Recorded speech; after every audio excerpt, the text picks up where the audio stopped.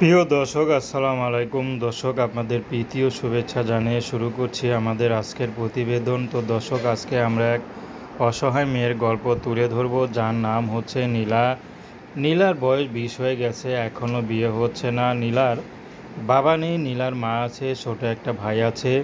তো নীলা বর্তমানে টেলার্সের কাজ করে যা ইনকাম করে তা দিয়ে চলে।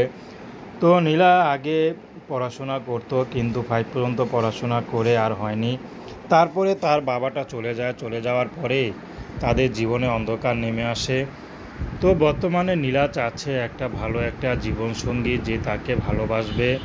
নীলার কোনো ব্যক্তিগত পছন্দ নেই, নীলা যাকে ভালোবাসবে সেই যদি বয়স বেশি হয় নীলার বিয়ে করতে রাজি আছে। তো নীলাকে যদি কেউ আপন করতে পারে, সব কিছু জেনে নীলা তাকে বিয়ে করবে।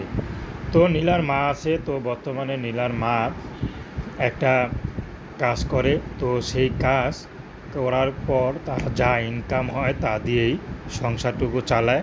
তো নীলাকে কখনো বলেনি কি কাজ করে, নীলা জানতেও চায়নি। তো নীলা বুঝে নিয়েছে হয়তো কোনো কষ্টের কাজ করে। তো নীলা এখন ইউটিউব এসেছেন, যদি ভালো একটা মানুষ পায় তাহলে বিয়ে শাদী করবে এবং পারলে নীলার মাকে কিছু সহযোগিতা করবে। তো দর্শক, এই ছিল নীলার জীবনের সংক্ষিপ্ত জীবন কাহিনী। প্রেম, ভালোবাসা, সাহায্য সহযোগিতা, বিয়ে শাদী করা একান্ত আপনাদের ব্যক্তিগত ব্যাপার। আসুন আমরা 5 ওয়াক্ত নামাজ পড়ি, সর্বদা দেশের সেবা করি। আসসালামু আলাইকুম রহমতুল্লাহ।